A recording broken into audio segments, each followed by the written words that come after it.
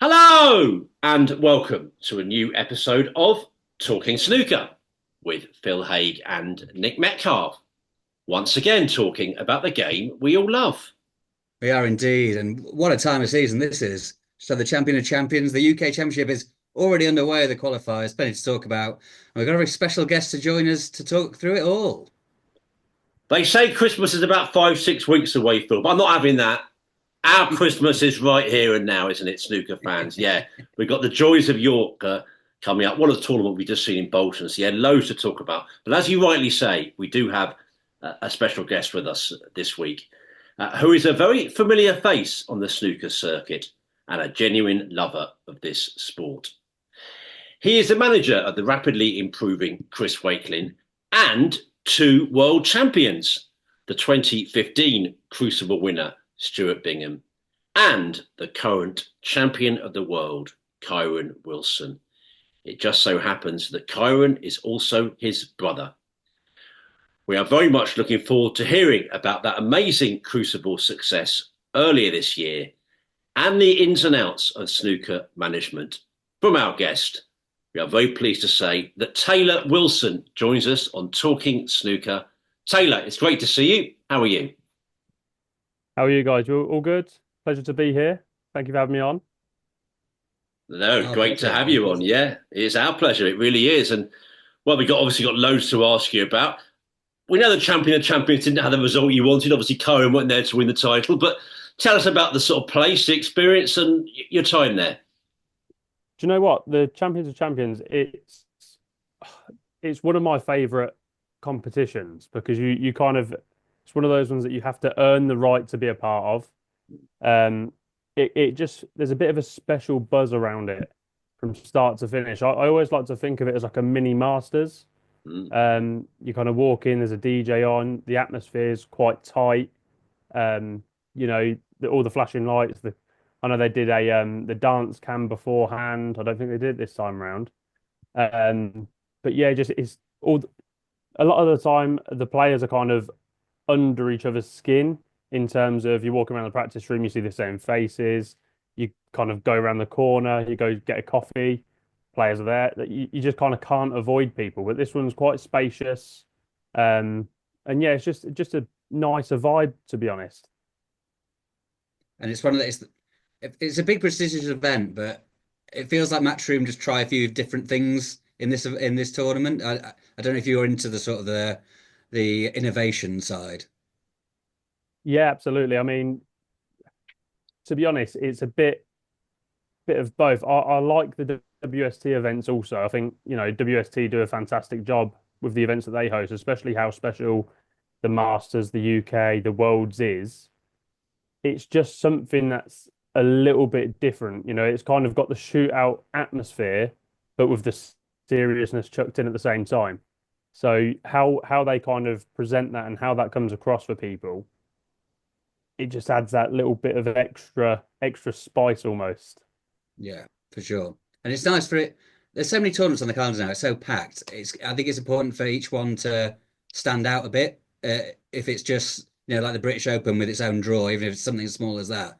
But to look so unique like the Champion of Champions does, I think it's great. Absolutely. It's got its own identity almost. That's what Mm, makes it a bit special. sure. Now, let's go right back to the beginning for you, I guess. We all know you mainly, obviously, through Kyren, but if you like to tell us a bit about yourself, sort of what your background in the game was before, what you did before snooker, what led you to where you are now? Do you know what? It's a bit of a strange story. I started off as a personal trainer. I ran my own business as a personal trainer for 4 years, getting up at 5:30 in the morning, I used to host a boot camp out in a car park, wind, rain, snow, sun. I used to take a shovel to cut squares out in the floor for people's yoga mats to do their exercises on.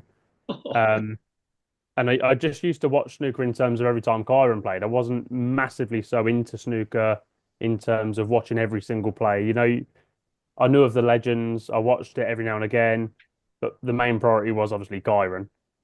Um, I was in a 9 year relationship with a girl that came to an end, and then I was kind of just a bit not lost, but in a position where I had all this freedom sort of thing. So Kyron turned to me and said, "Look, Judd Trump's doing the same with his brother. Do you want to do the same with me? You can travel around, you get to see the world, pick out a few snooker balls, and watch me play snooker." I went, "Yeah, do you know what? Sounds all right, actually. Yeah, we'll do that." And I think the first year I joined, kind of traveling with him, he went on to win the German Masters, and that kind of buzz and the electricity that you feel just had me hooked straight away. So very grateful that now he's given me the platform to understand snooker and understand the players and understand what it takes to get to the top level. And now I kind of want a piece of that action. I don't want to just be Kyron Wilson's brother. I want to be Taylor Wilson, the sporting manager. I want to end up being a person that can hold his own and have my own publication where maybe put on my own events, maybe delve into other sports. But yeah, the ball's rolling. Lovely. Well, that's really good to hear. So when you were growing up, obviously Kyron was getting very good at snooker. Did you sort of play at all? I mean, can you play snooker to a decent level, or? Probably after about 5 beers, I start to see a little bit straighter. That's what No, I Kyron. used That's to what play. Kyron said as well. I'm joking. He Yeah, doesn't. He doesn't. only in Ireland after a few Guinnesses. But no, I used to play as a junior. I entered a couple of the Pontins events as a junior. Um, and then it got to a stage where I actually had trials. I've had a few trials when I was younger as a footballer. Ended up playing semi-professional football, and it got to a stage where my dad was going to one side of the country, my mum was going to the other side of the country, and it kind of just got a bit too tough for them to do. So it was kind of make a choice. Do you want to play snooker? Do you want to play football? Kyron obviously went down the route of playing snooker. What a wise decision that was. And I've gone down the route of wanting to play football. Hence now why I work for Kyron. So yes, good choice. In hindsight, what a plonker. Oh dear. I can see and hear Kyron, Phil, when he joined us on here, saying that very same sentence about his parents saying, "You've got to choose one now." He was also a footballer and loved playing football, Kyron. I mean, which semi-professional team did you play for then, Taylor? I played for a team called Burton Park Wanderers. They were in the UCL division here in Kettering, United Counties League. Um, yeah, played there for 3 seasons. And again, it just got a bit too much, kind of training twice a week, then into a game on Saturday or Sunday. And yeah, I played at that point as well. I was playing Sunday league football as well, but I enjoyed the Sunday league football more than the semi-professional leagues. I understand. Maybe a tiny bit less serious, I guess, or... Less serious, more beer, have a laugh with mate. Yeah. I understand. So obviously you did the personal training and then you kind of went into snooker. Did you find that kind of daunting when you first got on the snooker scene? And what were people like to you generally? Do you know what? There's a few standout players that make that will give you the time of day, regardless of who you are, what your status is, whatever you've done, whatever. And there's a few that I still remember when I first came on, and Kyron was like, "Oh, yeah, this is my brother Taylor." Still to this day, they still are kind of like, "Hi, mate, you okay?" Not just like a "Hello, you're right," and you kind of walk past. It's "How are you? What you been up to? What do you think of the football at the weekend?" And one of those people is John Higgins. What a special bloke that man is fantastic. But yeah, it was very daunting to start with, just because it was kind of going from car parks at 6 o'clock in the morning to seeing professional players fighting for their livelihood. It was one extreme to the other, and yeah, it's just fascinating, absolutely fascinating. Which other ones were good? John is a great guy. You're quite right. Which other ones come to mind? Well, I've got to say it now because obviously I work with him, but Stuart Bingham, he was again what a legend of a bloke, just genuine, kind-hearted, just all round nice man. Um, Always spoke to you, always had a bit of banter with you. That was always great. Jack Lazowski's another one. Get on really well with Jack now, and Jack Trump as well. Jack Trump's always been kind, always been a good laugh to kind of have a chat with. even to the point where we went out for a night out together in Dubai. So get to kind of meet both sides of people. Lovely. And yeah, you said at the start it was sort of just picking balls out, traveling around, but I guess it must have gradually become you're booking things. Then how did it develop into sort of more management? It was a bit of a, do you know, it was kind of like just thrown into the role. Kyron had a fantastic manager in Brandon Parker, um, and he was phenomenal. He managed some of the biggest names on tour. When he passed away, I was obviously working with Kyron at that point, and he kind of didn't know where to turn and kind of what to do with the admin side of things. He was just fully focused on potting balls, which was drilled into him through Brandon. So it kind of naturally progressed into, well, I can look at getting sponsorships and I can look at contacting other players to get a game in, and I can look at hotels and maybe look at flights, and just that natural progression just randomly occurred. And to be honest, I've never looked back since, and I absolutely love it. It's such an amazing role to have. Very lucky. And I guess having had your own business beforehand, you had some experience in a bit of entrepreneurship in that way. Absolutely, yeah. It's there's not many people doing it in snooker. There's a few people out in China that do this sort of thing, not to the extent of what I do with the social media side of things, the travel bookings, and so on and so forth. Um, but there wasn't really anyone doing it, and I thought, well, there's either got to be a reason, or no one's really tested the waters. Now that I've started to test the waters, I'm starting to see that there's a lot of success that can be had in this role. And again, something that comes across really well is that if you're crystal clear about everything from start to finish with these players, all you do is make their life on the table a hell of a lot easier. Snooker's hard enough, let alone with all the mumbo jumbo that's in the background as well. Yeah, for sure. The one that always blows my mind is when players are at tournaments and they don't know how long they're going to be in. So they've won a round and then they're sort of scrabbling around looking for hotel rooms when they're going to play like an even bigger match the next day. And like this tournament's on now, the UK, I've spoken to people during that in York. It's really hard to find rooms.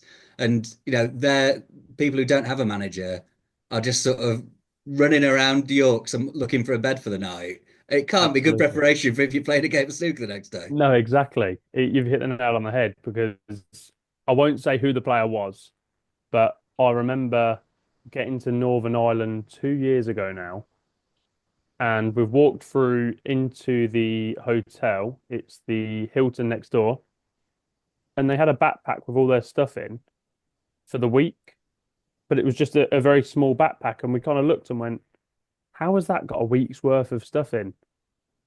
Just literally looking at them, thinking, well, they know that they've lost already. They're going to turn up. They're probably playing a top 16 player that they're thinking, well, I'm going to get pumped straight away and off I go. And it's that kind of negative aspects and that kind of prep around it. You've got no hope going forward into the game.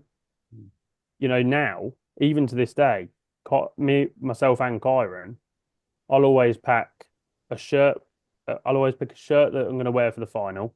Or if it's a major, I'll get a suit from our sponsor at Scopes and just say, look, take this, prep for the final. This is exactly what we're going to wear for the final. Just that kind of positive manifestation and that feel to it, you're off to a winner straight away. I'll Mm. always take my big bag, and I might take my PlayStation sometimes, so I know that I'm there for the longevity. I've got stuff to do. Just plan for that extra, because when it happens, you're ready for it. You're ready to kind of take whatever it is into your grasp and kind of go with it. Hmm. So yeah, one thing we wanted to ask, and it's probably hard because each day is probably different, but just day to day, what takes up most of your time in your role at the minute? Is it sort of the admin side? Is it looking for new opportunities in sponsorship or exhibitions, things like that? Byron Wilson is the main answer. To be honest, I like to break up my day in different kind of sections almost. There's no structure to it, because with snooker, it just whatever happens, happens. It could be a good day or a bad day. Mhm. You could be flying in practice and think, right, well, I can call it an hour early. That gives me that extra hour to do what I need to do, get on the laptop or get my gym session in so I can get on my laptop a little bit earlier later on. So there's no real structure to it. But as a day to day, if I'm not practicing with Kyren and Kyren's got a game, I'll be looking at connecting with new people through LinkedIn in the UK. I'll be looking at connecting with different hotels because I want people that are associated with my company at TW Sports Management. I want them to have the discount codes and have the opportunities to book cheaper hotels, nice hotels, but at a cheaper rate. Even things like scopes, the suit fittings. If a player needs a new waistcoat, I've got someone there that can help us out with that. Currently looking at nutritionists. I've just taken on a physiotherapy team in Lift. They kind of give our players analysis and what strain they're under on a day-to-day basis, how we can add that extra 1%. Try and contact a few people out in China, maybe in Saudi Arabia now with things moving out there. Just kind of building networks and building communications and just building, I like to call it an empire of something that's going to help us go forward and give us that extra 1% where possible. That makes an awful lot of sense. You hear that time and time again. Just that extra 1%. It just might seem like a little detail, but if it gets the players ahead, it could make all the difference. I mean, I'm fascinated by Kyren, as I'm generally fascinated by most players, and partly I'm fascinated by his confidence, which seems so innate. Has he always been supremely confident like that? And are you similarly confident in life? Absolutely. I think it will sound quite cringy, and when people say that you only get one life, you have to live it, it's completely true. These opportunities come around once every year. For example, the World Championships. How many times can you be a world champion? Could you potentially go on to break the Crucible curse? Like all these things, at the semi-finals of the World, he was already planning and already talking with his hypnotherapist about breaking the Crucible curse. Just Wow. Me personally, I'm a big believer in manifestation. Always have been, always will be. Currently reading a book called The Secret. I don't know if you guys have heard of it, but it's just about in life, how you can manifest things into your life that come true. Something that I've not said and something that I've not really told anyone apart from my girlfriend is that moment of standing under the stars almost in the Crucible and feeling that confetti hit you on the head. I manifested that feeling. I manifested feeling that confetti hitting me on the head and seeing the elation in people's faces. So it kind of stems from positive mental attitudes, definitely confidence. It comes from our parents, our grandparents, great fighters, just don't give up that real grit. I like to think that, you've got the whole package to drive forward to success, if that makes sense. Don't have to do it in a way that comes across arrogant and I am the be all and end all. But if you can just slowly tick over with that confidence and that kind of whole package, like I just mentioned, there has to be an end product. And that end product is what we're now starting to see with Kyren. I like to think of him as some sort of weird Frankenstein that's just been working away in the lab because, I see the hours he puts in. We've still not seen the best of Kyren Wilson yet. That's 100% for sure. There's times where, I'll see him in practice. If you could pick up that game and put it on a match table, nobody would beat him. Like nobody in the world would beat him. That's how good he can be. That's how good he can fly. That's the potential that he has. So yeah, he's still working away. Just having that confidence and that self-belief is absolutely major. And I've heard Kyren say a few things over the years. It makes me think he may well have gone down the self-help route, if you can bracket as a bit of a crude generalisation, be it books, be it audio, listening to it in an audio sense. Would he have done a lot of that? And I guess you've already hinted you've done quite a bit of that as well. I've only just started because of my girlfriend. Actually, I've only just started reading properly now in terms of a book like this. Kyren's used to sticker books, but I have to say it because he'll probably listen to this and he'll punch me for it. But to be honest, he did have a. You've already called him Frankenstein. What could be worse? I mean, going on. he did have a sports psychologist in Carla Drew in Sheffield. She was phenomenal. Um, that was through Brandon Parker. She gave him a lot of help and a lot of self-confidence. I think she kind of paved the way to gaining more self-confidence. Absolutely. Um, and again, the hypnotherapist, you know, that it was such a crazy moment. His name's Chris O'Connor. He messaged me on Instagram. I think it was around about 5 weeks before the World Championships, and just he literally simply just said, "I think I can help Kyren. Please let me help Kyren." Mhm. And I thought, well, it's like you get these Instagram messages and Facebook messages sometimes that you think, right, it's some kind of loony that's just trying to get his way to free tickets or whatever, or hold someone's name against something. So I kind of held off for a little while. I did my research into his business and what he'd done and so on and so forth. And snooker players need something to believe in, whether that be a new tip, a new cue, a new chalk, a new pair of shoes, whatever. So 2 weeks before the Worlds, I kind of said to Chris, look, let's do something. We'll kind of have a session. I spoke to Kyra and Kyra says, yeah, I believe in hypnosis. I kind of believe in hypnotherapy. I'd like to give that a try. And since then, he has just been a complete machine in every aspect of life. He's performing better, he's moving better, sleeping better, his mood's better. So in self-help, yes, because he's using the tools that he's been given, but then at the same time, he's taking these tools from the other people to use. Mm. Mm, that's Did that really feel interesting. like, obviously, you say you researched it and you wouldn't have done anything you felt was a big risk, but 2 weeks before the Worlds to go into hypnotherapy for the first time, it must have been a little bit of a gamble. But absolutely, he did have hypnotherapy a few years ago. I think it was before the Masters, before his run to the final against Mark Allen. But then he hadn't done any of it since. He kind of did a little bit of mindset work with Peter Ebdon when Peter Ebdon came on board.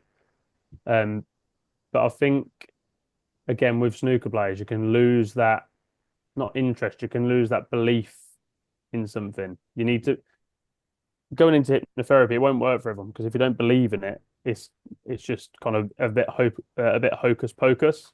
Mm. But if you're going in there fully believing and fully committing to every word that's being said and every action that's being dealt, you've got every chance of having the best success from that. Mm. So knowing that he'd done it before, yeah, it's a bit of a risk, but like I said before, if snooker players have got something to believe in that takes their mind off of the pressure of what's going on the table, it's a completely different ball game. Like I said, it can be just as simple as a piece of chalk. Yeah. This chalk's amazing. I'm getting so much more grip. I'm not getting kicks. Fantastic. That takes Yeah. every single aspect away from the table when you're just kind of in a different mindset. It's fascinating. It is, yeah. And on the confidence thing, something that is, because I've asked him about this before. Um, Players get pigeonholed so much into certain bits, and that can be a good or a bad thing. And the one with Kyren is that he just really believes and he but I think he feels that underrates his talent. He's clearly like a fabulous player, and but the way some people speak about it, sometimes he just sort of he wills himself over the line. But clearly he's unbelievably talented. I don't think he feels he gets the credit for that sometimes. No, that's a big thing at the moment, isn't it? We sit back and we kind of see some of the comments. Sometimes you just have to laugh at some of the comments because it really is comical what people have to say. But he's dedicated his life to the game. He's put the hours in on and off the table. The sacrifices that he makes. He's got two young children at home that he's got to provide for, a wife, a house, a little dog as well. Um, you know, with Kyren, he has got absolutely bags and bags and bags of ability. He's got every single thing in his locker to be a multiple world champion. He will be a multiple world champion. That is a case of that happening. Unfortunately, when he first come onto tour, not when he first come on tour, I'd say after a couple of years actually, because when he first come on tour, he had a bit of flair and he was a bit flamboyant and very natural looking. There's a bit of a stigma around him now that from when he did his penguin shuffle and the robotic walk into the shot and the wipe of the cue, people remember those things and they just associate that it's boring. And that will just be the case from then. That's kind of stuck from back in the day. I don't know how people can still call him boring when he's one of the top century makers on the tour. He's world champion. He won in Xi'an. No one's dominated Judd Trump like Kyren did from as long as I can remember. He has got absolutely everything about his game. Another thing that's just come out is obviously Barry Hearn talking about having new characters in the game. I don't know what more Kyren would need to do to become more of a character. He started at the end of frame when frames are done. I don't know what it is, but you can start smashing balls about and open one flies in, or you can hit 17 cushions and have a bit of a flair shot about it. But is that the important bit, or is the important bit that is through to the next round and into the final and lifting the trophy? And again, it sounds a bit repetitive, but when he is as good as what he is, I don't know what he needs to prove now. Off the back of winning the Worlds, people said he had an easy draw on the Worlds, which actually is quite disrespectful towards Jack. It's quite disrespectful towards Bingham. It's quite disrespectful towards Ronnie and Judd. Jack beat Judd, Stuart beat Ronnie, Jack beat Bingham. Did he not deserve to be in that final?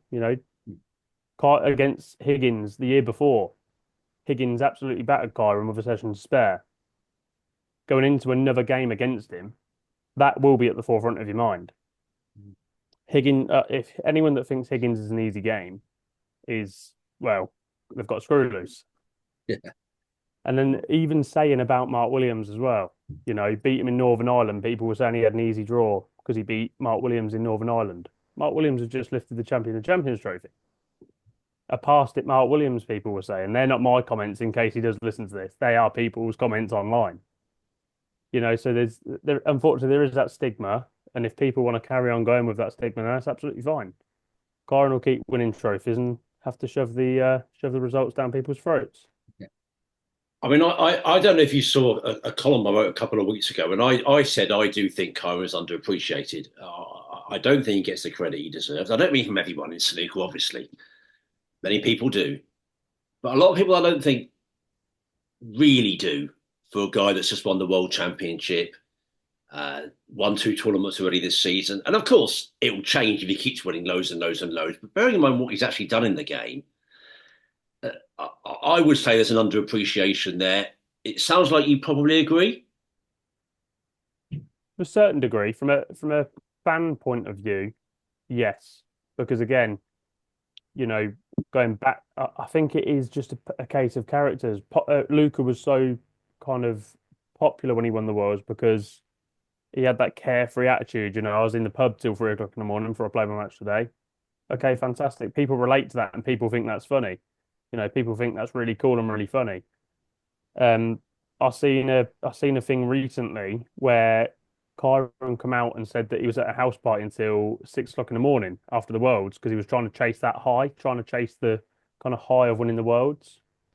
And people started commenting, thinking that he was on drugs and, partying the night away. When in actual fact, he'd just had a few beers. He went into the night till 6 o'clock in the morning. And he was still drinking because he was still trying to chase the high of being so, worked up from winning the Worlds. People related to him more from that aspect than what they do on a snooker aspect. So again, it's a bit strange, but he's a family man. He goes up our local club on a Sunday afternoon at the Argyle, and we have a couple of Guinnesses. We have a Sunday fun day with all the lads. We play skittles, we play darts, we play pool, we play snooker. You've got the old biddy in the corner that says hello to Kyren, and Kyren goes over, gives her a hug, and it's all lovely. In the last 2 years, he's ambassador for 2 charities now. There's a charity local to us called the Be More Fab campaign. It's a little girl from Corby just down the road from us. She had a really rare form of leukemia. We did an exhibition night here in Kettering, and we raised £10,000 for her 2 years ago. Last year, we did a exhibition again in Kettering for Jessie May, the charity that's associated with World Snooker. Raised £10,000 for them on the night also. So, you've got a guy that's a family man. He's raised £20,000 in the last 2 years for charity. Is the world champion. He's picked up two ranking events already this season. Is second or third on the century list. Could be a little bit lower than that now. For me personally, it sounds biased because he's my brother, but what is not to like about him? Yeah. Well, we've taken an awful lot from that. But the one thing is, when are you going to invite Phil Hagan and I to come and play Skittles one Sunday? We bloody love that. We, Phil Haig. I'd be there. There's a couple of IPAs and ales on tap as well, so you'll be all right. Lovely. Well, listen, we're going to talk about Kyren's great triumph next. The World Championship, of course, of this year. We should say, first of all, you are listening here to the Talking Snooker podcast with Phil Haig and Nick Metcalf and our brilliant special guest, Taylor Wilson.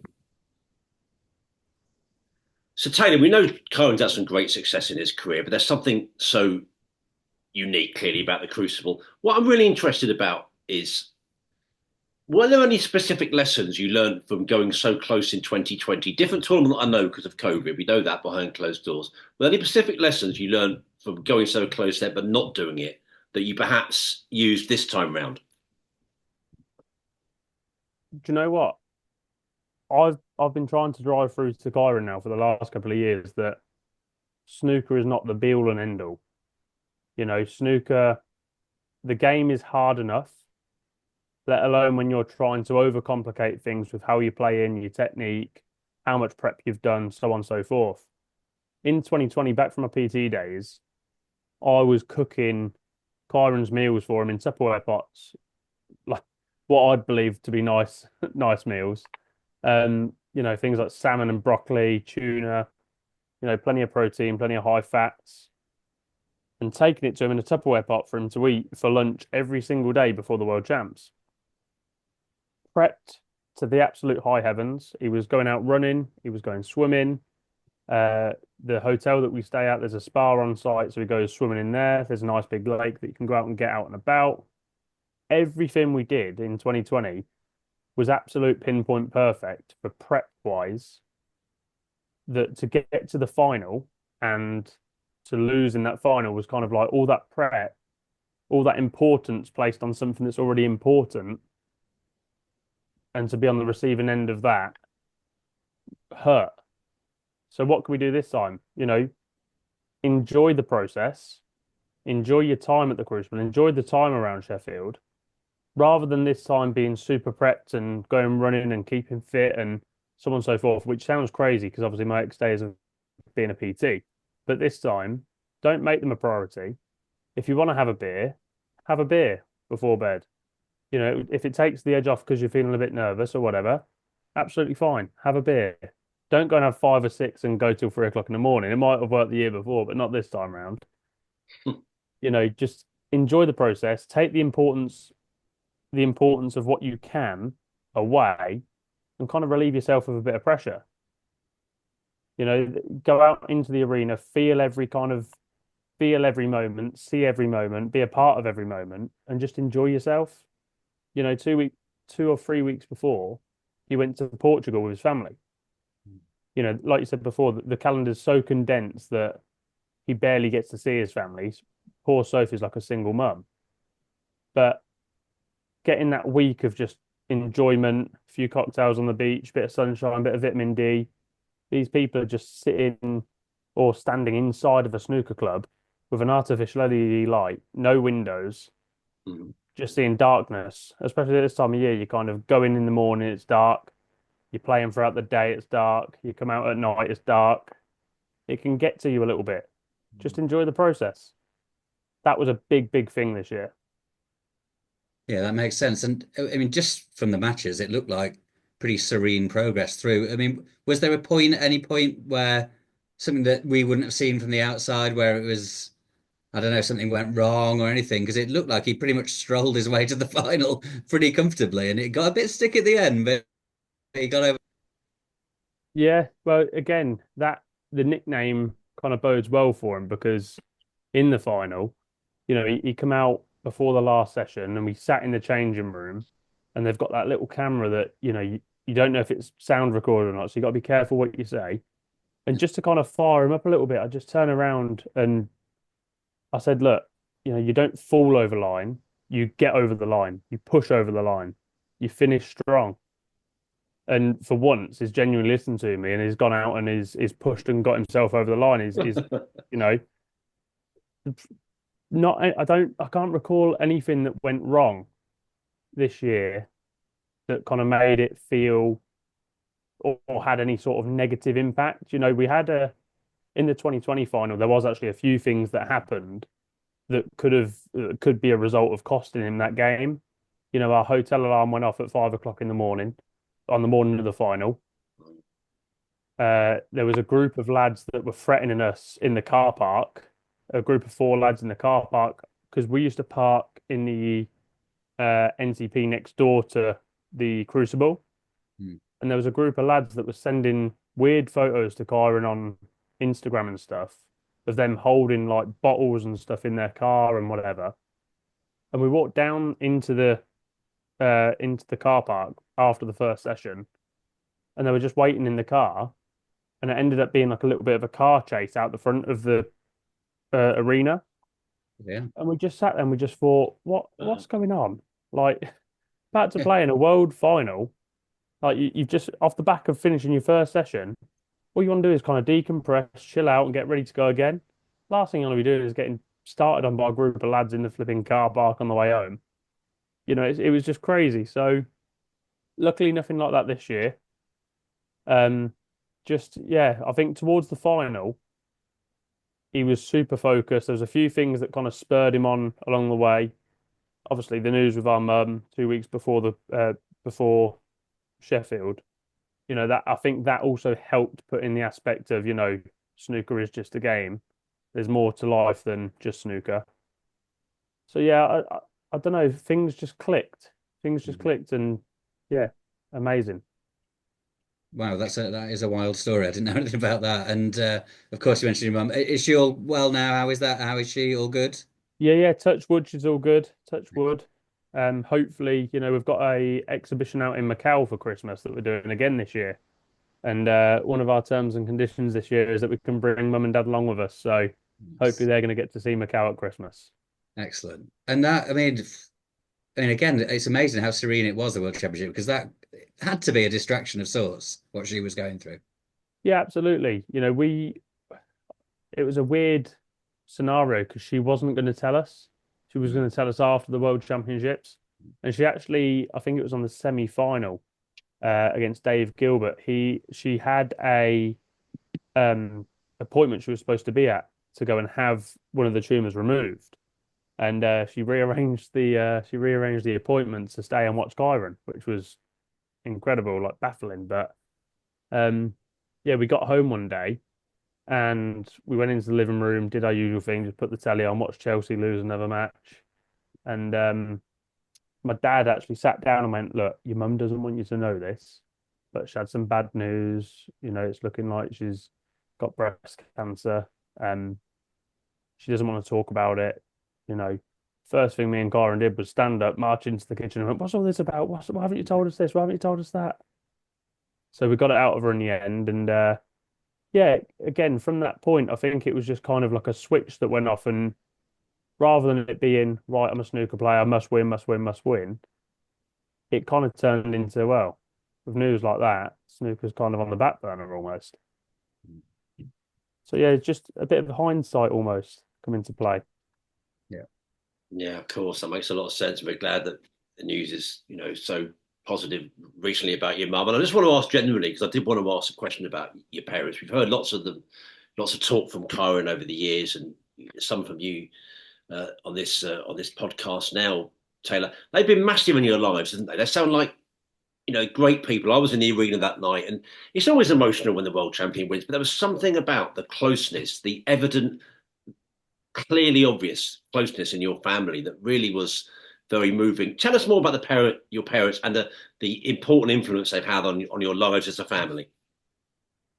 I mean, just superheroes is probably the best way to sum them up. I think they've remortgaged the house so Kyren can have the career that he's had.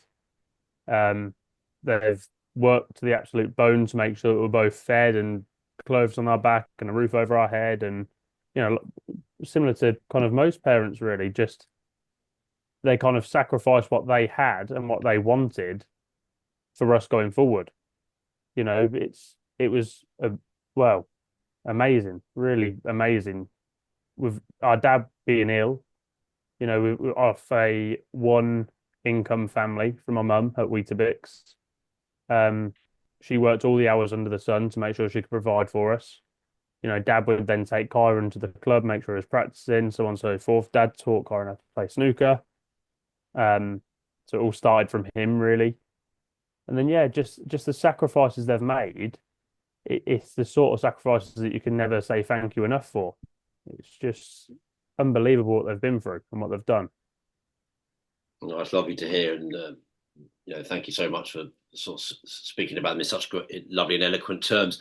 I just want to take you back to the final because Phil Hagg's quite right to say it was smooth progress generally, but there was just the very end where Kyron couldn't get that last frame for a while. I hope it's not portraying too much of a confidence. I did see you sort of pacing around at the Crucible towards the end there. Were there just a few nerves, or you just maybe couldn't watch every ball? Or I mean, it did take a while to get that last frame, eh? Absolutely. I mean, from where I sit, we sit in what they call the Champions Bar at the back. So it's where friends and family sit, and a lot of the corporate people sit. It's where Barry Hearn was sat. I genuinely nearly gave Barry Hearn a heart attack. Um, he was sat 2 feet away from me. I was watching the TV in this corner, and without sounding ignorant, I always put my AirPods in because you'll always hear mumbers in the background of, "Oh my God, he's going to lose this. Oh my God, he's going to." And to be honest, you just don't need it with the nerves that's already there as a close kind of viewer. You don't need those numbers as well. So AirPods are always in, whether they're playing music or not is a different story. Um, and I just remember when he got in on his last chance, I won't swear, but I just stood up and shouted, "Come on!" like that. And I just seen Barry go, "Oh, he nearly gave me a heart attack." You know, and it was that that is a room full of corporate people, and I ran downstairs, ran straight to the stage, and that was it. Just floods of emotion. Someone was cutting onions in there or something. It was unbelievable. Yeah, Brilliant. What was that night like? And maybe the few days after, but particularly that night. I mean, it's always mammoth. Well, I guess you imagined what it might be like in your head. So even you so closely associated with Kyle, this manager, of course. Did it live up to the expectation of just a magical experience for the whole family? absolutely. It's like I said before, the sacrifices that we all make as a team, not just as kind of like my parents have and what Sophie does. We all kind of come together as a team.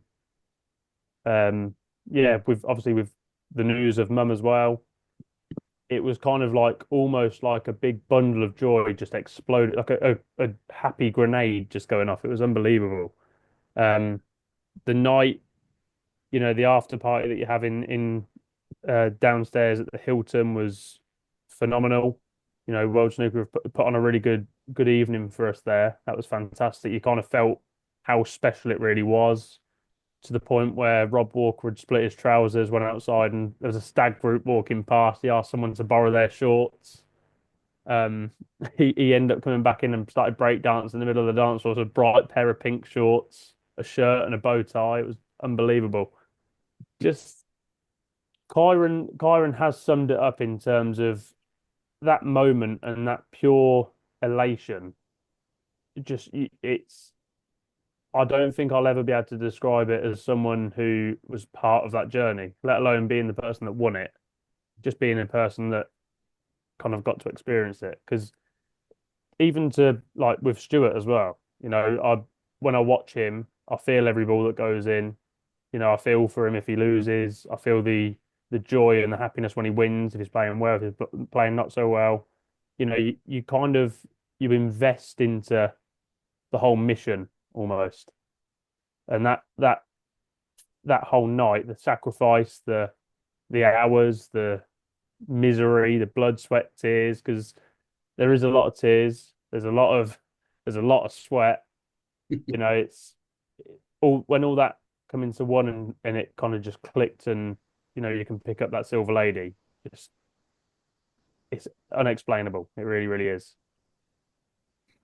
Now we've kept you a bit longer already than we said we would, but so I'll probably I'll get one more question in from me, and maybe Nick can finish it off. But been a bit of a story. It's been a little while, but this season again about TV tables. Certain, Kyren spoke about it a bit. He clarified it when I spoke to him last time, actually. But are you sort of satisfied with what people have told you about that? What would you like to see happen in the future more often? Yes and no is going to be my fence sitting answer because yes, from a certain degree of you hear talks and you hear murmurs of what the ruling almost is, and what it's supposed to be. But when it comes out of one of the directors or one of the chairman's mouths, who you actually go on and speak to, because I've had hours and hours of calls with Simon Brownell regarding all of this, to be honest with you, and just trying to find out what the ruling is, what we're supposed to expect, what we're supposed to kind of understand, and knowing that kind of for me personally, my personal opinion is that if you're the world champion, if you are the pinnacle of that sport, you are the person that is kind of, I'm not saying he is, but better than the rest for that tournament. You are the king of that sport. I personally think that, adverts, the posters, the TV, that promotion you earn. I remember Kyren putting out a statement because I made the graphic for him. It was him in a mankini. It wasn't actually him in a mankini, but it was his head on Borat's body. Because I remember a statement he made saying, "What do I have to do to get on the TV table? Do I have to go in naked?" And the comments that we received back, there was quite a lot of backlash from that as well. From the likes of Judd and Ronnie, and they both said, "Look, earn your right to be on the TV table. When you win the World Championships, you get the right." Well, it's done that now. So now what? What's the excuse this time? What's going to be next? And again, just knowing and hearing from those guys that from Simon Brownell that he's not guaranteed to be on every poster. He's not guaranteed to get the publication that we want. Now that that's been said, the thought process of, well, we've earned this, we deserve this, this should be happening. It kind of goes away a little bit, and you can kind of just focus on the game. Worst, a conversation that we've had is that if they don't want to promote us, if they don't want to give us that satisfaction of being on the TV table all the time and being promoted as heavily as what you likes of Ronnie and Judd are, well, then we're going to shove the results down your throats and make sure that you promote us in the right way. You've got if they want us to earn the right, well, then we'll keep earning the right, and if nothing changes, then we'll just have to do it ourselves.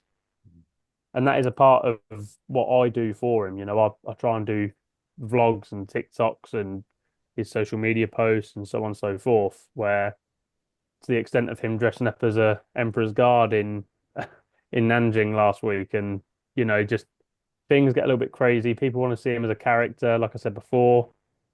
You've just got to test the waters and see what happens. Well, that makes an awful lot of sense. I know Kyren said before, to some extent he has retracted over the quite dramatic comments he made in the British Open, but he said one of the problems was that he doesn't feel there's consistency. Sometimes he's been told, oh, it's to do with the ranking. And other times it's like, oh, no, it's the best match for the viewers. And as I've always understood it, it is really done on what they think will attract the most viewers. Um, are you, for example, suggesting that if, say, very unlikely, but say, well, not just Ronnie and Judd, Ronnie or Judd, say Ronnie's playing and Kyren's playing, would you say that they should pick Kyren because he's world champion over Ronnie? It is a tricky one. I think, regardless if it was Kyren, if it was Luca, if it was any of the players on tour, I think if you earn the right to win that World Championships, you earn the right to be on table one. If England went to host the Euros this year, let's say the Euros run this year, when Spain come over to play, would we put Spain on Luton Town's pitch? No disrespect to any Luton Town fans, but would Spain be playing on Luton Town's football pitch, being the holders of that trophy, being the top guys of that sport? And I am, as a young entrepreneur, let's say, I see trends where I completely get it. Bums on seats is all that matters. World Snooker is a business. They need to make money. If there's no money, if there's no crowds, there's no tournaments. No tournaments, no players, no players, no job. I 100% get it. But as a player, you see it from a point of legacy.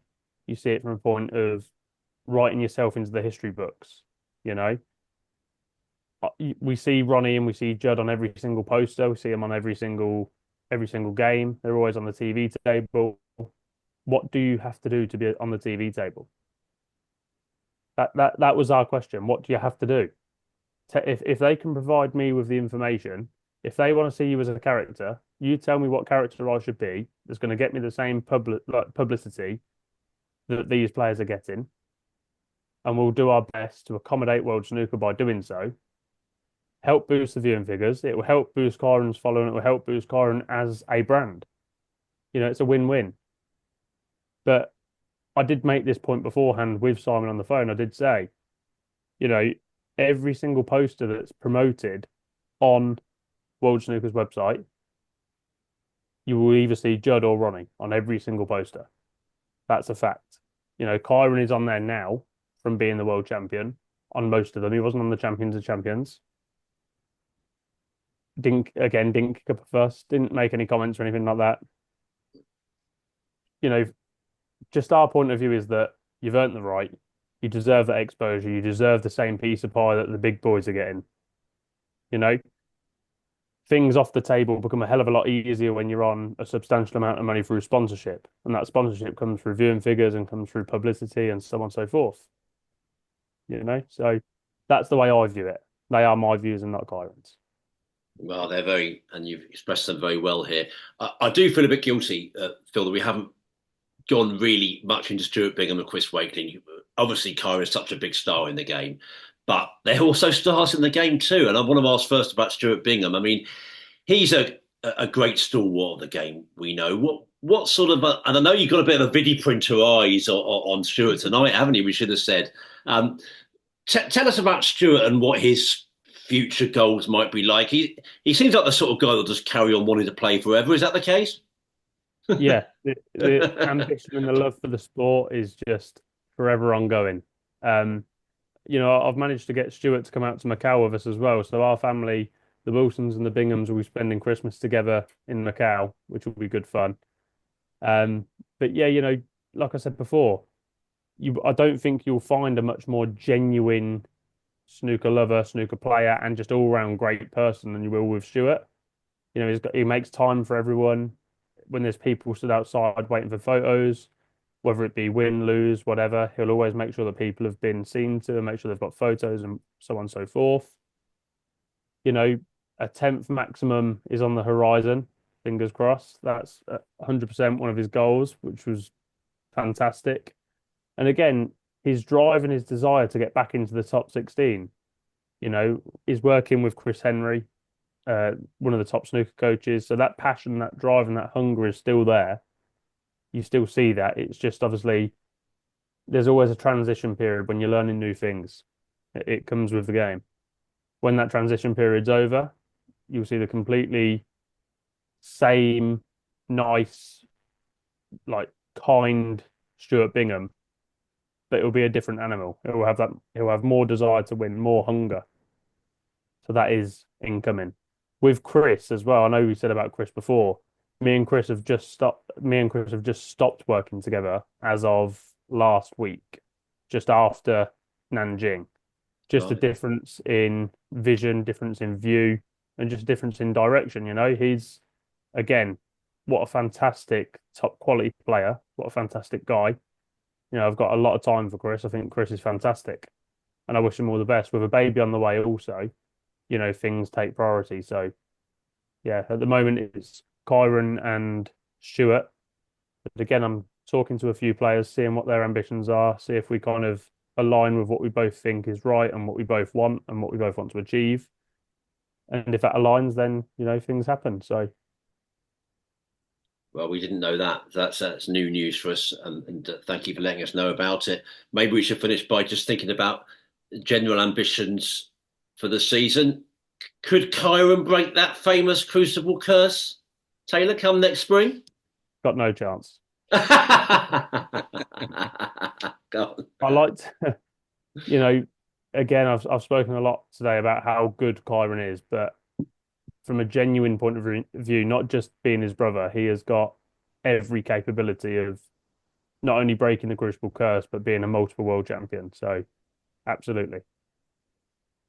Brilliant. Phil, have you got anything else to say apart from just, immense thanks to Taylor for being such a brilliant guest? No, I mean, I'd only just thought of this that it could have been Bingham Kyren final, wouldn't it? I mean, what would that have been? I mean, that is the dream scenario, isn't it? But a unique level of awkwardness at the same time, I suppose. Do you know what? The Bingham family was staying in the same hotel as us because I obviously sought out their accommodation. And when he walked in, just how gutted he was with that whole scenario, you could just sense that kind of pure sadness of what had just happened, which obviously goes on to what I was saying beforehand about how hungry he still is. Yeah, it would have been a dream scenario, absolutely dream, like a fantastic scenario. What a way to start off a management business by two of your players being in the final of the World Championships. But again, when it comes down to it, when it boils down to it, Stuart said himself to me, he turned around and went, "Look, as your brother at the end of the day, blood's thicker than water," which I completely understand. But I'll also always maintain a level of professionalism. If someone needs my help and if someone wants my help by doing something, or it'll always be fair game regardless. So yeah, it would have been fun. Yeah. And last one, really. I mean, you spoke about at the start your own personal ambitions, wanting to expand beyond snooker. I mean, this could be an hour's question in itself, but if you could sum it up, something that you want to do with your business in the future, what would it be? Can I give a very short and sweet answer? Of course, Build an empire. like it. That'll be my goal. Brilliant. Well, I can see it happening. Thank you very Wow. much. Fingers crossed. Build an empire. That's quite an ambition, isn't it, Phil? Hey, you got to say. I mean, me and you built an empire with this podcast, but it's not easy, is it? I think I'm motivated from watching Gladiator 2 yesterday. I think that's what it's all about. I've got that Oh, in nice. the heat of How the was it? Was it moment. good? Fantastic. Defo go and watch. Brilliant Lovely. film. Well, a good recommendation to finish. And Taylor, you've been a marvellous guest. Catching in for nearly an hour. So you've been so generous tonight with us. And will you come back and see us again one day, please? Absolutely. Whenever you want me, I'm available. I just want to say also thank you for having me on. You guys are doing a fantastic job. I know well, I shouldn't say this, but you're paying me to say it. But you guys are driving snooker in the right direction. You're doing the right thing. So thank you very much for your podcast as well, and thank you for your reporting and doing what you're doing. So keep on going. Very kind of you. Our pleasure. Thank Brilliant. you for having me. And well worth the 10 double deckers we'll be sending to Taylor in the morning, Phil, isn't it? Well worth it. I've got a belly laugh there. Brilliant. Don't get many of those. All the best to you, Taylor. Thank you, sir. Give our Thank you best very to much. Kyren and Stuart, please, as well. Will do. Thank you. All the best to you there. What a brilliant guest. Yeah. Taylor Wilson there. Absolutely brilliant, Phil, wasn't it? We learned so much about, well, the world of management and just generally about Kyren and Stuart. Didn't know about Chris, but never mind. It's always good to get a news line here on Talking Snooker. And he's not a guy. If I ever want a bit of confidence, I'm just gonna, I might give him a bell or something. 20 minutes with Taylor, that could be golden. What a confident guy. Absolutely. And he's G'ing up. Yeah, easy man. Yeah. I mean, I always feel like this. We always sort of overrun on the interviews, but feel like there's loads of stuff we could have asked. We'll crack this interviewing business one day. But no, that was great. Yeah. As I said there, I believe him when he says he speaks his gold because, as you say, he's very confident, very convincing, and yeah, it's going very well for him clearly, and the Wilson family, and imagine if it had been a World Championship final and his first one working with Stuart and Kyren together, so close to that. So yeah, no, that was a lot of fun. Enjoyed that. Good man. Well, thank you to you for setting it up. It was a great idea, actually. And well, we've done nearly an hour, so maybe let's sort of aim for everything else in half an hour, shall we? That'll perhaps be the way we should go. Lots of news to catch up with, of course, on and off the table. And we should say, once again, you are listening here to Talking Snooker with Phil Haigh and Nick Metcalf. Well, Mark Williams is celebrating after claiming victory at the Champion of Champions in Bolton, while UK Championship qualifying in Leicester is well underway and already has thrown up some really interesting results and stories. We'll bring you all that news later, but Phil, we must first bring you a story that's broken in recent days and one that we're very much all still digesting. And this is copy here from the BBC. Mark King has been banned for 5 years after being found guilty of match fixing. An independent disciplinary committee found the 50-year-old Englishman guilty of 1 count of match fixing and 1 count of providing inside information on a match. The former Northern Ireland Open champion was suspended by the sport's world governing body, the World Professional Billiards and Snooker Association, on March the 18th, 2023, after suspicious betting was reported on his match with Joe Perry on February the 13th, 2023, at the Welsh Open. King, who denied the charges in the case, has until November 28th to appeal against the decisions of the Independent Disciplinary Committee, which also ordered him to pay £68,000 in costs. The panel also heard accusations that King fixed the match against John Higgins on December 13th, 2022, as well as provided inside information on it, but those charges were dismissed. Perry and Higgins were not accused of any wrongdoing. King turned professional in 1991 and reached a career-high world ranking of 11 in 2003. WPBSA chairman Jason Ferguson said, "I have known Mark since he was young. He is a very experienced player who has enjoyed great success, and I am deeply saddened to read the finding in this case. However, the integrity of this sport will always be our number one priority. This case is testament to the fact that no stone will ever be left unturned in ensuring that the hundreds of millions of snooker fans worldwide and our many global partners can have full confidence in this incredible sport." Well, Phil, I mean, it's really saddening, obviously, for anyone who loves this sport. It's damaging, it's wounding. The public will again see snooker at the top or near the top of the sporting headlines for all the wrong reasons. It struck me when it broke, actually. I think there was on the BBC, there was an England football line top, and then Mark King was second. And of course, as part of it, you sort of think, oh, typical, you know, when we get great stories on the table, we're lucky to be 8th or 9th, and we get a bad news story, you put a second. But that's the nature of news, I'm afraid. And that's the problem. And it's very soon after the sport's biggest match fixing scandal, as we know, involving a number of Chinese players, and the last thing we wanted. Like many others, I enjoyed watching Mark King for many years. You know, I revelled in that Belfast win of 2016. I think we all did. A wonderful sporting night, very emotional night. And of course, this doesn't mean that all those memories are wiped away, but it's no doubt a huge blight on his career. Of course it is. You know, it's a career that's very likely to be over now.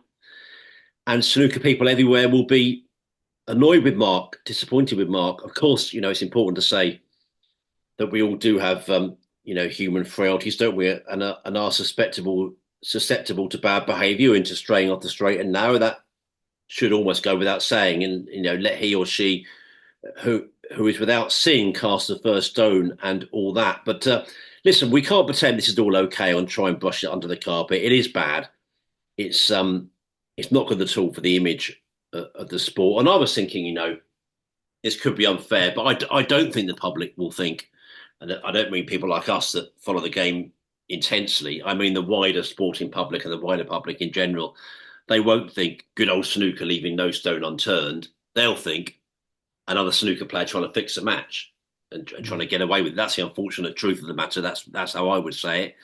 So we should all be gutted, you know, when we reflect on this story, this verdict. You know, in my mind, although there are many great things about snooker, of course, and we talk about them ad nauseum, and we appreciate people like Taylor and others saying we're very positive about the game, and I think we are. But this is another story and another situation that, in my mind, has damaged snooker. Yeah, of course it has. It's dreadful news. Even when these things get caught and weeded out, over results in general. Not every result, obviously, but it just lets people think when there's badly missed shots or anything. Stories like that will be at the back of people's minds, and it's not what you need because the vast majority of professionals don't do anything like that, but their names will be tarnished or sort of dragged through the mud by anyone who does stuff like this. So yeah, it's really bad. The way the investigation went ahead and how long it took, which I thought was sort of outrageous, really, how long it took. The final hearing of it was in May, and we've only just heard about it in November. I think that it's just absurdly long amount of time. And I think there was almost like a feeling of sort of feeling sorry for Mark, how long it's taken for him to deal with it. But and I get that because I do think it was far too long, but that doesn't diminish his guilt and sort of lack of sympathy on that front, really. So yeah, no, bad stuff, and a sad end to a career that he didn't hit that absolute heights, but he said top highest rank of 11 in the world, was it? I mean, that's exceptionally good to be in the top 16 ever, to win a ranking event, just to be a pro for as long as he was, and really, tremendous effort. That's just going to be sort of there'll be no nice farewell. There'll be no pats on the back as he leaves or anything. It's all a terrible ending. So sad, but you can't really have sympathy when they go out like that. No, that's a very wise way of summing it up. It did take a long time. You're absolutely right. I know a number of fans and people asked us. I know you asked Jason Ferguson, didn't you, about it some months ago, just about the time it was taking. We have eventually got the verdict. It's really, really sad news. And unfortunately, we have to bring it to you, but that's the harsh reality of the game. And it would be naive to think it's naive in the extreme to think it's not still going on. But we do understand that as much as possible, these situations get weeded out. It's happened here. It's a sad verdict, and as I say, we'll continue to digest it, and the damage it undoubtedly will have done to the game and its reputation. Phil, there are thankfully many things that do great service to the game's reputation, and of course, the ongoing central part of that is just the brilliant play on the table and the great tournaments we have. And we just had one, haven't we? The Champions. My goodness, what an event it was. I think, like everyone that lost the game, just thoroughly enjoyed it. So many congratulations to anyone that was put that tournament on. That's the main thing to say. A great week of viewing. And Mark Williams is the man celebrating. He beat Xiao Guodong at 10-6 in the final. Just say from the top, Phil, I thought, say we both make good comments is absurd, but that's kind of what I felt for the old pat in the back. We saw that from Mark Williams, that he was the interviewer was saying, "Go on, Mark, give us a." Well, I think never mind superlatives in his career. I've had out superlatives this week. About Thursday, Friday, I thought, how many other ways can I compliment Mark Williams here? And it was just brilliant. But I thought I really liked your point about never mind how mad his whole life and his career is. What about this season? He very nearly won in Saudi Arabia. A couple of pots from it basically. Judd took it away from him with his own brilliance, Judd Trump. Obviously, we know about the big money that was available there for that. Then he changed his cue and looked awful. Looked like he could struggle to pop 3 or 4 balls in a row, let alone win frames and matches. And now he's won another huge tournament. I mean, take it over the calendar year. He's won the Tour Championship and Champion of Champions this year. He's 50 in March. You have got the unlucky job, Phil, of trying to find new superlatives for him. Yeah, I mean, even that Tour Championship, that was completely out of nowhere, wasn't it? He'd been playing pool. He was giving himself no chance. Nearly went out in the first round, but for that unbelievable clearance against Tom Ford. He's just wildly unpredictable, isn't he? But in such a great way. Yeah, amazing. He would have been second favourite in the game against Kyren Wilson, of course, because Kyren's record against him was well spoken about, but he was brilliant in that, and then fantastic for the rest of the tournament. And yeah, it's just incredible to think how close he came to retiring. When was that? 7 years ago, something like that. Yeah, 17. Yeah, didn't turn up to the champions. I'm still a bit annoyed about Mark with Mark about that. But on the humour level, it's very understanding. I think he's about the only one living that wasn't there. I could have been wrong with Yeah. that, but something like that. But yeah, he was so down. He was in his caravan for a lot of that spring and summer, and had to be talked out of retiring really. And thank goodness, because he came back firing, didn't he? And you never would have thought it, because even that, when he won it in 18, I'm not saying that we thought, oh, that's now it, but if you'd have said sort of 6 years on from that, he'll still be winning massive tournaments, you'd have been like, well, I'm not sure about that. It's quite a long way in the future, but they continue to defy convention, history, belief, don't they? Really, all those three guys. Well, yeah, I mean, the whole sport is sort of into the unknown now. We don't know what the limits are in age. We sort of thought we did, but that was sort of 30, 35. You were getting on a bit. We can completely forget that now. Is That's not even close to being right. We don't know how long these guys are going to go on for. He keeps saying, "Oh, it can't go on for much longer." But why not? There's no evidence to say that it's not going to happen. Ronnie O'Sullivan won 5 tournaments last season. Mark, as you said, has just won this after the Tour Championship. John's still competing, not quite to that level, but not far behind. So we just don't know. They're taking us into the unknown, and it's amazing to see. But yeah, I mean, I often think about this when in any sport really, when players get to a certain age, which feels like near retirement age, and they hit a sticky patch, people are so quick to write them off. And they might be quite quick to write themselves off and just assume they're coming to an end. And that's probably what he was doing in 16, 17. But that is not necessarily the case at all. You can have sticky spells in terms of form at any stage of your career, whether you're getting on a bit or earlier on, and you can get over them and come back. And he's done that in incredible fashion. And it makes you think how many players, people like Stephen Hendry, if he'd have carried on when he thought he was done, he could have had years and years and years being at the top still if he'd regained his mojo from a from what he felt was a downturn. So yeah, they're rewriting the rule book in many ways. They really are. And of course, I've often done that thing over the years. We mustn't bucket them together, and I've just done that. We must remember they're all separate, absolutely, completely separate, and very different.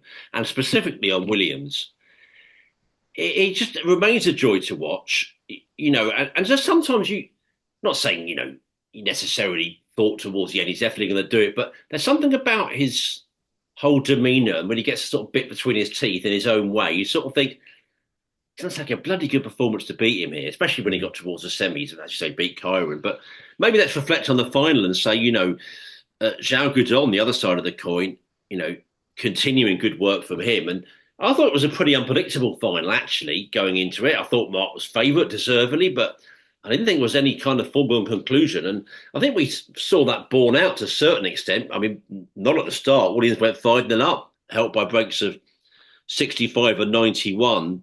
But then Zhao fought right back to 5-4. Impressive scoring from him, breaks of 55, 101 and 110.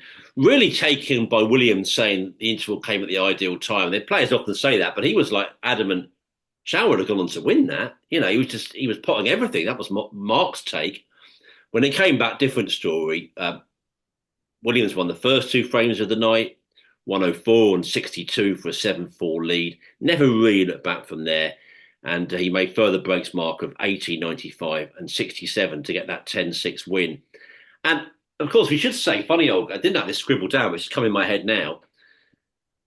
It was a very bizarre moment, I think, the day he first played, when they announced he never won a match at the tournament.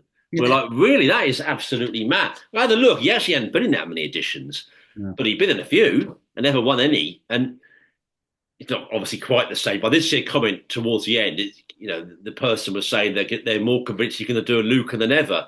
Very similar. Luca had been to more World Championships than Mark had been to Champion of the Champions, but still, that bizarre thing, never won a match and then won the tournament. I mean, it's the way it goes, Phil. Yeah, like I say, it's so unpredictable in many ways. But that was very surprising to hear. But yeah, shout out to Zhao. I mean, what a run that was. to beat O'Sullivan and Selby in the same day from the Yeah. positions he found himself in, 3-0 down in both those matches. And Ronnie in some tournaments is is there to be beaten in some ways. It's still Ronnie O'Sullivan, but he's not necessarily trying as hard as he is always. But he was in that. He definitely was switched on and fully focused and there to win. And he looked like he was going to stroll to that win. But Zhao played so well to level it up, and then that decided was a bit nervy, and he got over the line. But unbelievable stuff. And then to do the same to Selby almost. Um, Really, really, really impressive. And then and then to beat Mark Allen, I mean, what a run!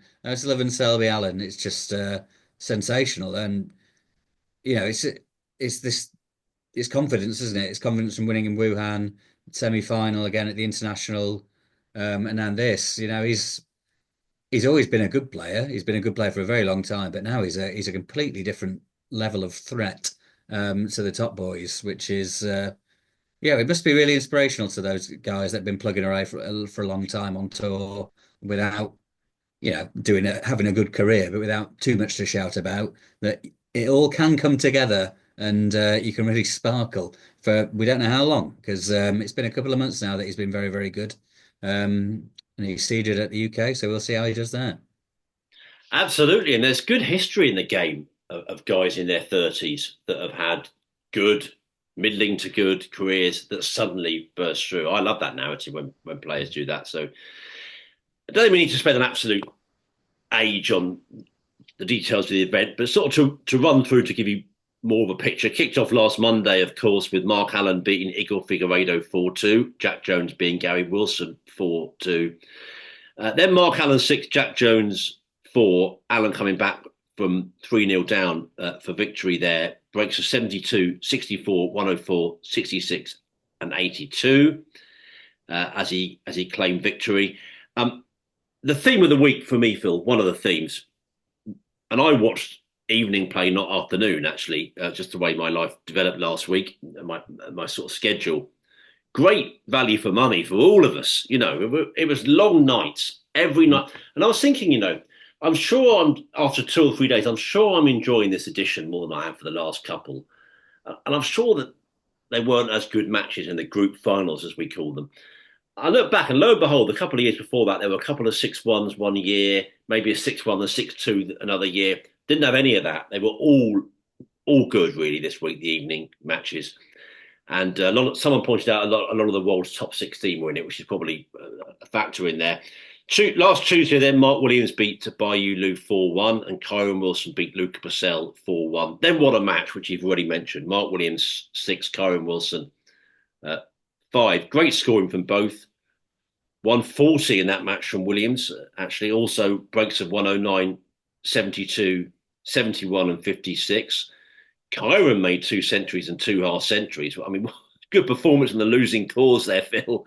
Maybe ask you about those first couple of days. I mean, we mentioned that match already, but that was quite something. And Mark Allen, we'll come a bit more of him later, actually, when he eventually lost. But he said he enjoyed it more. It didn't sound like he had great satisfaction from Monday because of maybe the style he was playing, and he speeded up a bit. So it's funny the way the game can work with these top guys on their head. But he got through that first day, and then Williams, as we know, the eventual winner, getting through from day 2. Yeah, that Williams-Wilson match was a real highlight. It was a superb game. One of the highlights of the tournament, maybe probably the game of the tournament, really. Yeah, really, really good. I was impressed with Jack Jones on that first day. We haven't seen loads of him on the TV table since Sheffield. But he looked really good in beating Gary Wilson and then competed well against Allen, who got over the line. Who, and yeah, Mark's been trying to find the balance for a while now, isn't he? It's this sort of methodical style that it seems to be quite effective. But I don't know if I mentioned it on here. I don't know if I just tweeted it, but Fergal O'Brien said on commentary a couple of tournaments ago, said he's much less likely to play bad, but he's probably less likely to play brilliantly, which is just a great way of putting it. It's finding a level that is hard to beat, but you're not going to hit the heights. And that summed it up because even when he's been winning tournaments in the last couple of years, he hasn't really sort of stormed to them and played at his absolute best. But if it's good enough to win a tournament, then it's good enough to do. So it's an interesting balance you're trying to hit. And I think the same with Neil Robertson. Maybe we'll get to him because that was the next day, wasn't it? That was the Yeah, Wednesday's group where he scraped a vict just over the line against Ali Carter 4-3. Um, Judd Trump demolished Ding Junhui 4-0. He looked absolutely superb. yeah. And really, I only saw one winner in that, and I was wrong because Robertson beat Judd 6-4 in that quarterfinal. And yeah, there's a bit of a thing about Neil just playing a bit slower, being a bit more methodical, and probably just trying to ease his way back to his best form. And that's what Judd said in that interview, which caused a bit of a stir afterwards. Judd does these losing interviews, which brutally honest. I really enjoy them. Not everyone does. He felt he was very unlucky. Neil had a lot of slow play, and he'd be better player if he sped up, and he hoped he did, and he wished him well. It wasn't entirely unsporting, but always interesting. I find Judd Trump's losing interviews. And then Friday, we mentioned some of that already. Uh, Ronnie O'Sullivan 3-0 up. Zhao hadn't scored a point. Then he wins four on the spin. Unbelievable. Selby beating Murphy. It seemed like the group of death in it. And then Yeah. Selby again taking a lead against Zhao. Only to lose 6-5 in deciders. Incredible effort from Zhao to beat those two in deciders in the same day. Hard to imagine a better day snooker, really, for someone. No, very much so. I mean, we thought the Monday and Tuesday was good, but the Wednesday and Thursday, I mean, particularly the Thursday, were actually spectacular. It just doesn't get better for snooker fans actually to settle down for those long days of action. It was brilliant. I mean, on the Neil and Judd, it reminded me of the UK final, which, funny enough, was the very first final we talked about in this podcast, Phil. That incredible UK. It wasn't as dramatic or special or as long as that, but it was reminiscent. It really was for me. And I started watching from 9 p.m., but I felt like I'd got the gist of the match because as it went on and on, the frames got longer, definitely bogged down.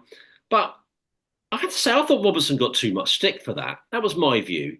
When I was on social media, it's like, I've seen players say this over the years, the guys who have actually been there, and they're expecting to get plaudits and they switch on, not just social media, but anywhere that people are talking about, and the telly maybe, they're like, can't wait to hear about this. And then they're all getting a bit of a hard time. And it's a bit like that. I thought, why did Neil get such a hard time? He got the run of the ball towards the end. You can't, say anything else than that. I mean, the shot he played in the penultimate red when he tried to cut it in was an awful shot. Awful misjudgment, and just amazingly left just snookered. I mean, it was just one of those things behind the yellow, I think. Um, but I just thought he's beaten Judd Trump. And we did a poll beforehand. I did a poll beforehand actually on my social media, and I think it was 73% went for Judd. Now I thought that was a bit too much, but I think it would have been 60-40, definitely. Judd was favourite, and sometimes you got to do what you got to do to beat these unbelievable players. And it wasn't as if Neil played badly in the match. Yeah, he slowed down a bit towards the end, and sometimes he overthinks things, and sometimes even by Neil's own admission, he's his own worst enemy. But yeah, I was surprised by the stick he got. I thought it was a tremendous win.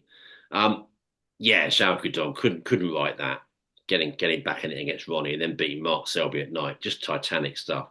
Two brilliant days, I have to say. We were just so spoiled, weren't we? And that's the way the tournament panned out.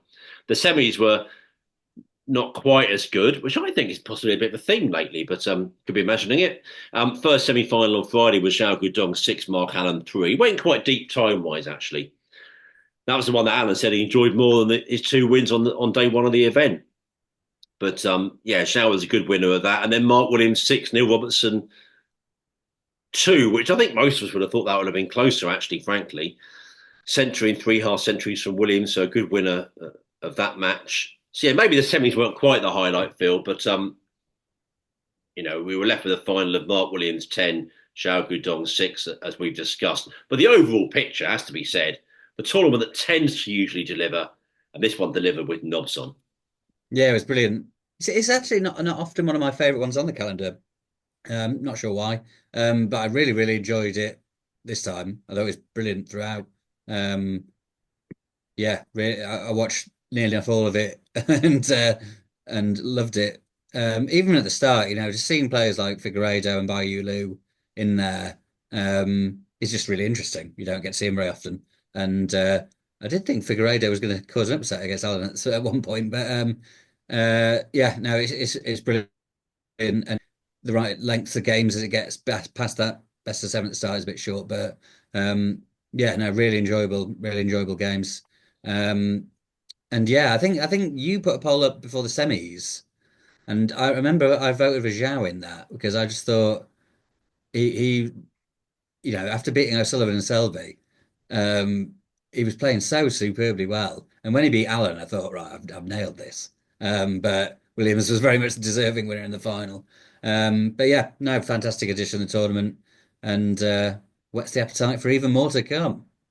I've forgotten that poll I did it with I like the ones with the four left because they give you the four options to make it nice and easy on Twitter.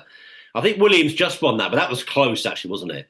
All four players got big support. That's what I liked about it going into the semis. You really couldn't pick a winner of that tournament very easily. I mean, you say Mark would probably just favour on his pure history of how brilliant he is, but that was anyone's. I thought I was really good.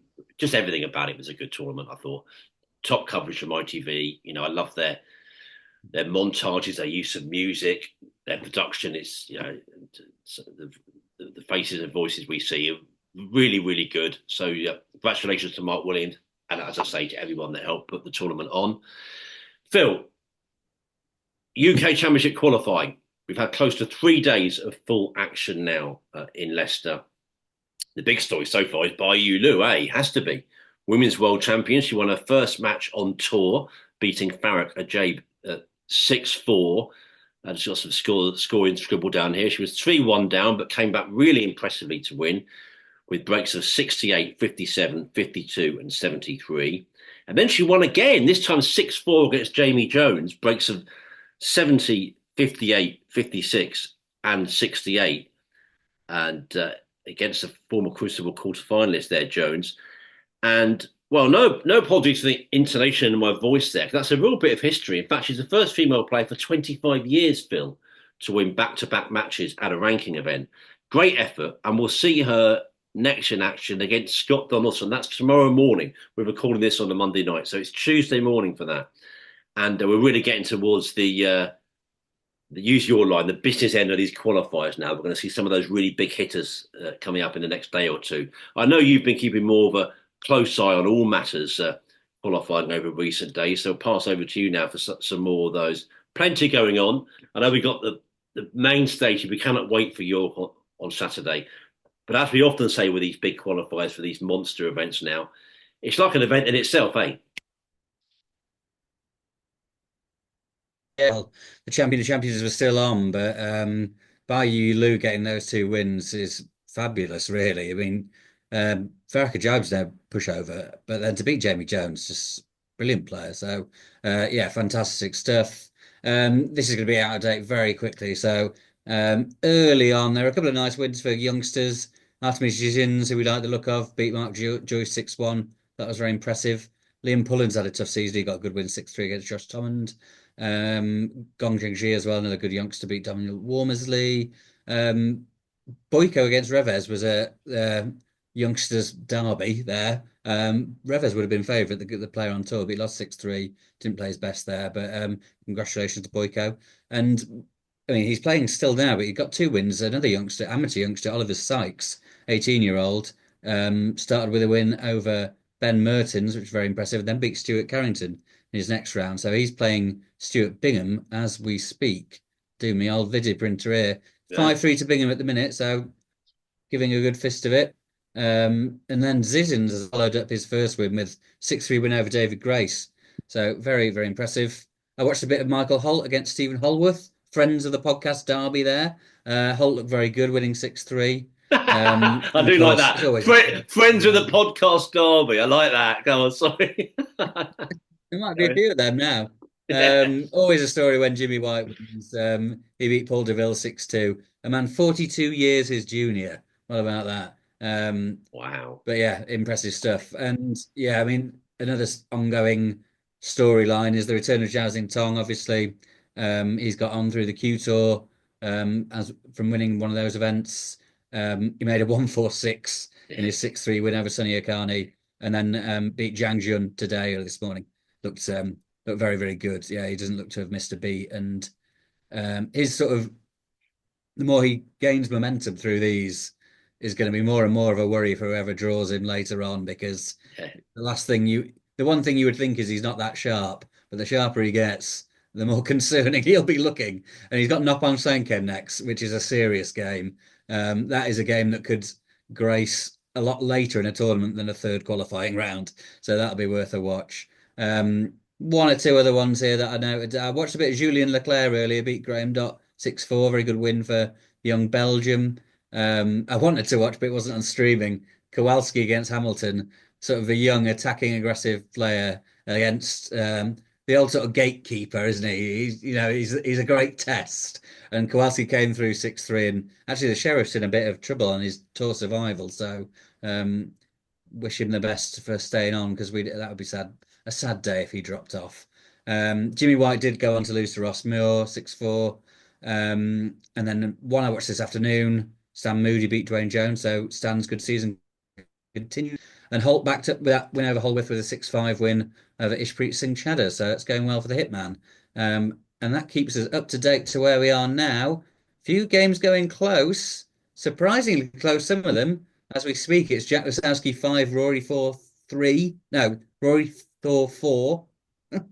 Got myself That's brilliant. Rory Thor 4. Come on. Yeah, Rory Thor 4. Sorry about that. Zizins is going well. Is putting up a good fight against Maguire. It's 5-3 there. And yeah, Bingham 5, Sykes 3 as we speak. So yeah, no, it's been really interesting so far. Good coverage. First 2 days didn't have commentary. Watched them on Discovery Plus. But then I've been watching on the World Snooker YouTube today. Stephen Hallworth was on commentary this morning. Phil Yates this afternoon. Just one table, but they've been sort of flitting about, covering the others as well. So no, it's been good. And Judgement Days, Wednesday and Thursday, I'll be there in Leicester to speak to those who come through. If it's not big enough already, the presence of Phil Haig, what can we say? There's going to be quite a couple of days there.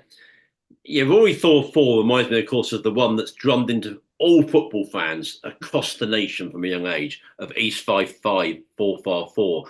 Do you know there was, she's banter aside, I don't think it was that long ago, there was an East 5-5, 4-4-4 and a shootout. I think you saw that. That's unbelievable. I mean, I thought we should all retire. It doesn't get any better. It was a shootout, but still it was East 5-5, 4-4-4. Incredible. Anyway, yes, I saw our friend. I must give a shout out to Snooker blog, Q Power blog on Twitter. Our good friend from Finland. I always think tweets very many interesting things. He was expressing concern for Graham Dott actually, and also I think Anthony Hamilton.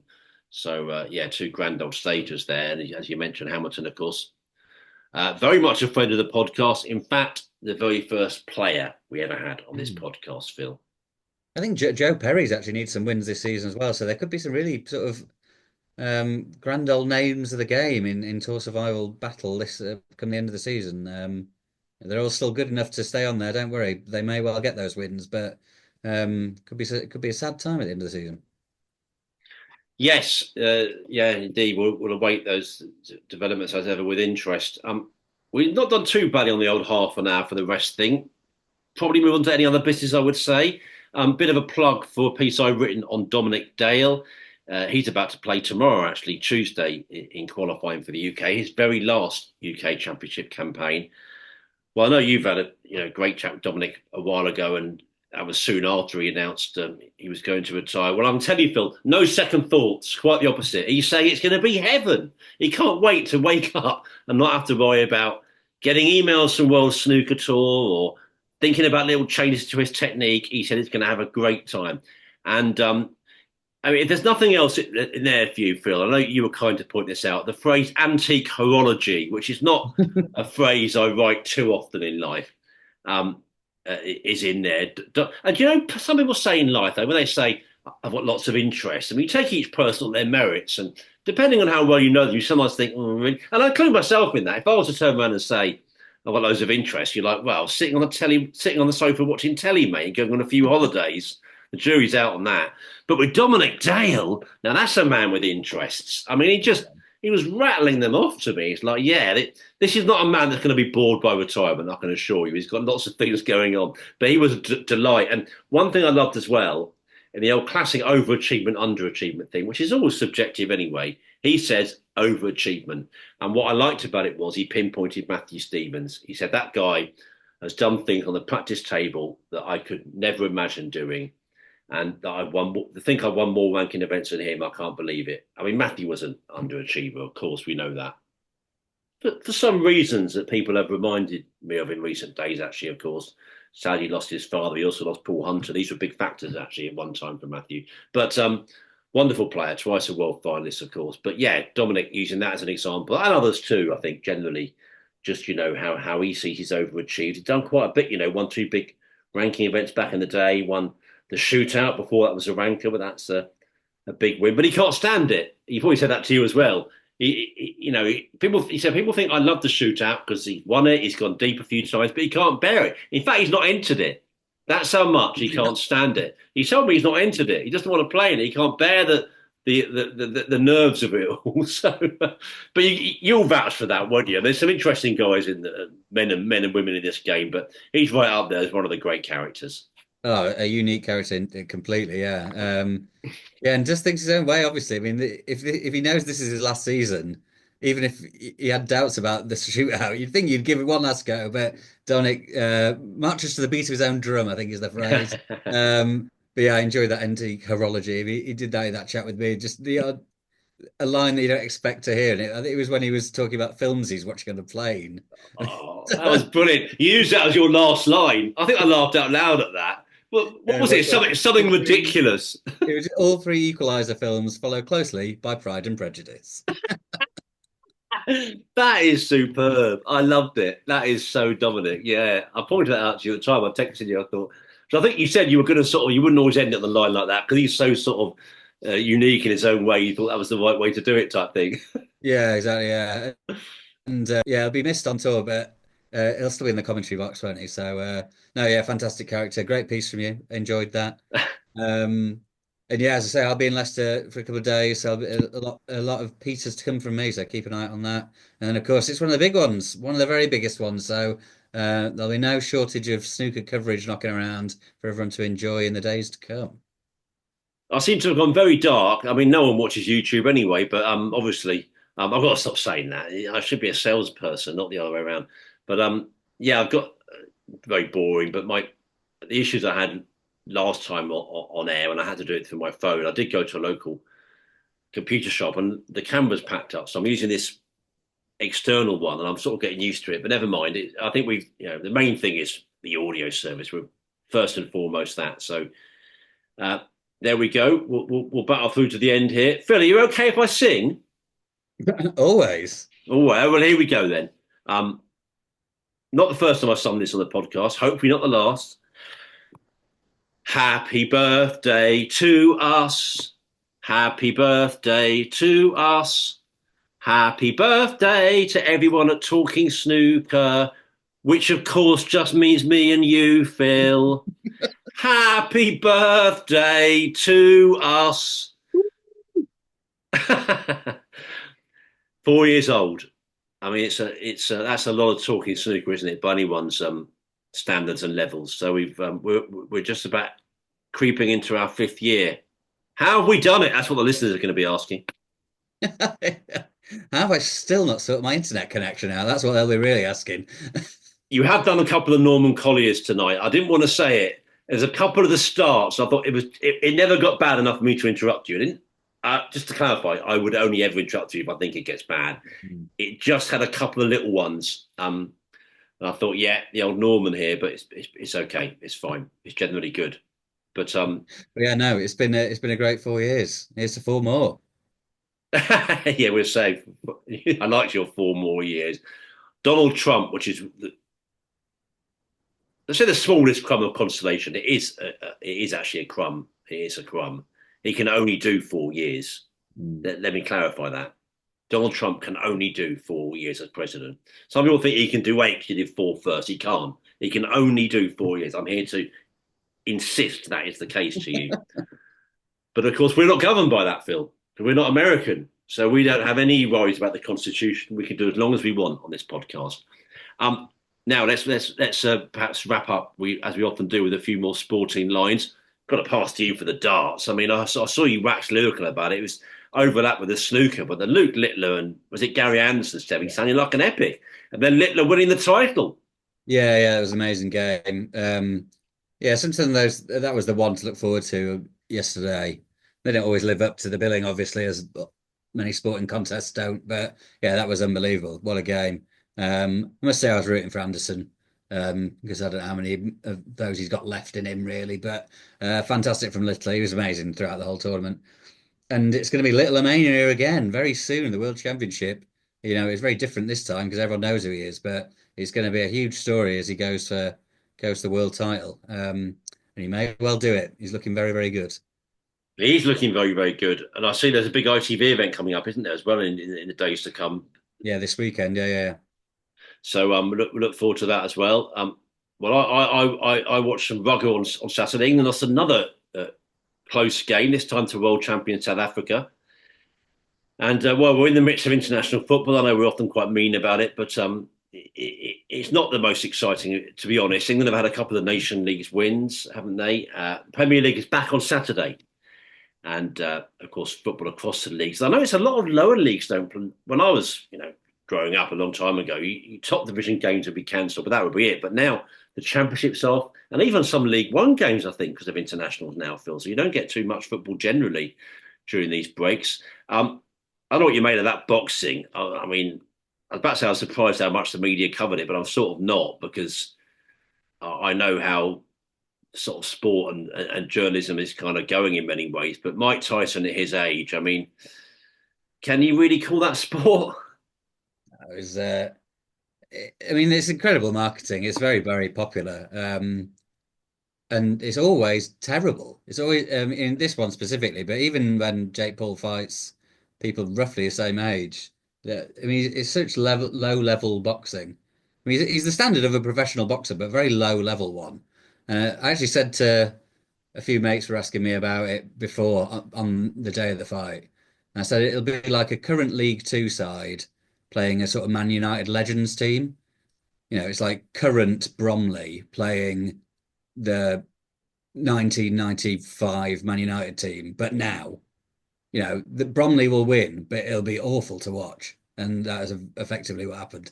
Um, yeah, no, dreadful. But they make a lot of money out of it and they sucker a lot of people in. But there won't be many people who hadn't watched boxing before who watch that who'll be itching to watch any more boxing. Although the Katie Taylor Amanda Serrano fight was tremendous. So if anyone watched that on the undercard, they might want to watch a bit more of that. No, that's a good plug if you wanted to catch up on highlights of that. Well, Phil, we'll actually be back in a few days' time. We're not going to do our usual slot of a week's time because, of course, we must look back at Judgement Day and preview the main stages of the UK Championship. Bit awkward with our schedules, but we're not sure exactly when. We're hoping most likely Friday. So, of course, we'll update you with that on our social media feeds and keep an eye out for that on indeed your podcast feeds. We will appear very soon to wrap up the rest of qualifying, including Judgement Day, and look ahead to the UK Championship. Coverage of qualifying continues. And then from Saturday, Phil, all bells and whistles, full coverage on the BBC here in the UK, kicking off on BBC One on Saturday afternoon. And of course, loads of coverage here and across Europe on the home of television, Snooker, Eurosport. We'll catch up with correspondents very soon. We are a bit behind, but I say we're not even that far away from 2 hours on this episode. So we always have so much to do. We like to bring you voices, so much going on the table. As I say, back with you in a few days' time. If there's anything else from you, please speak up, sir. Otherwise, I salute you and say, see you next time. No, that's it from me. Thanks everyone for listening, and thanks again to Taylor, brilliant guest. And we'll speak to you very soon ahead of York. Thanks for listening. Indeed, have a great time in Leicester, Phil. Look forward to hearing from you personally about that, and indeed, of course, here on the air. Thanks very much, as you say, to Taylor Wilson. Brilliant guest. And we'll see you later this week ahead of the main stages of the UK Championship. So keep enjoying your snooker. For now, from your old friends, Phil Haig and Nick Metcalf, cheerio.